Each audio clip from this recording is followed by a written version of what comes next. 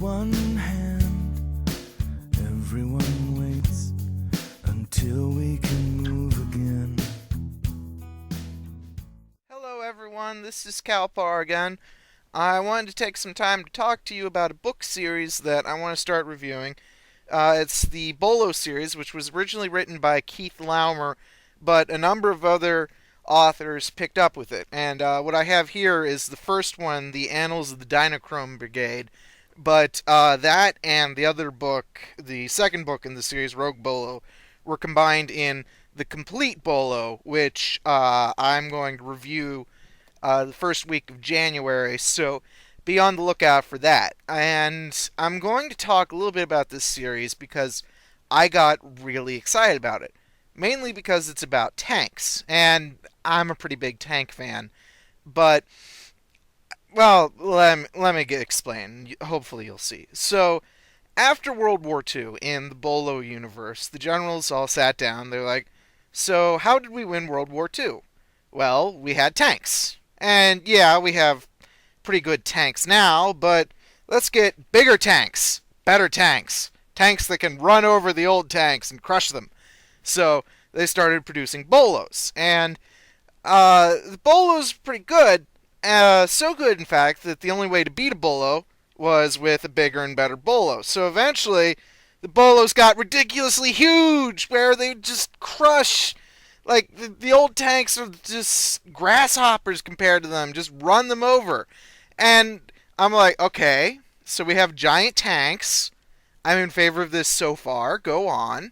How can you make this better? And they said from the very beginning, the Bolos had a degree of automation because, when you get giant tanks like this, you need something to help with the guns and the steering and everything. Otherwise, you're going to have a crew in the hundreds. So even with the smaller Bolos, the original ones, they had a significant degree of automation. But as they got more and more complicated, eventually by the I believe Mark 15 Bolo, they were fully sentient artificial intelligences. And you'd think that with an AI, the Bolos would want to kill all the humans, because inevitably there's a 50-50% chance that an AI is going to want to kill all humans. And really, if you put it in charge of almost infinite arsenal, which is capable of withstanding a direct atomic blast, it's probably going to want to kill all humans because you kind of set yourself up for that.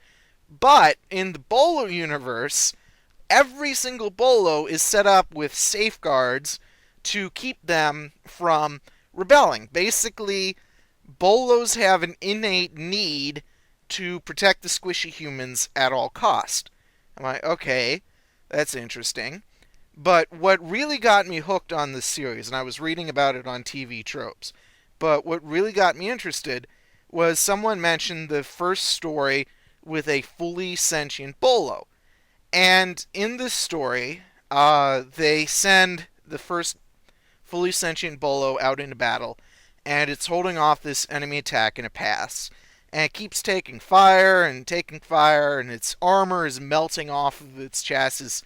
And the only logical conclusion at that point, from a strategic standpoint, would have been to retreat undercover and continue suppressive fire. But the Bolo charges. And the enemy ends up breaking, the Bolo saves the day, and everyone wants to talk to the Bolo and figure out what its great plan was. Because the human handlers are like, why did you charge the enemy position? What was your secret? Did you have some sort of strategic insight that we didn't think of? Why did you do this? And the Bolo's response is, for the honor of the regiment, sir. And I just went,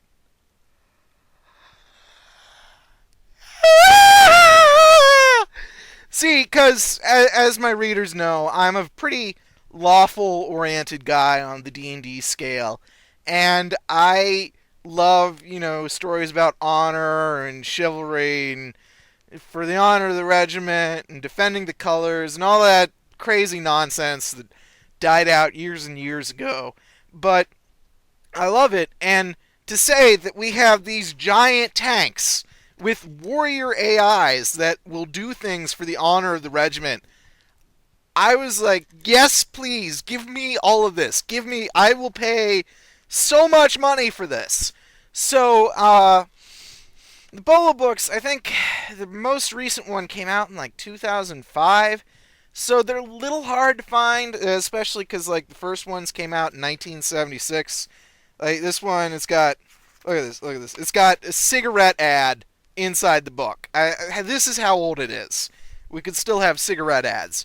So I've been hunting them up on Amazon, and it's been sort of a process to track them down.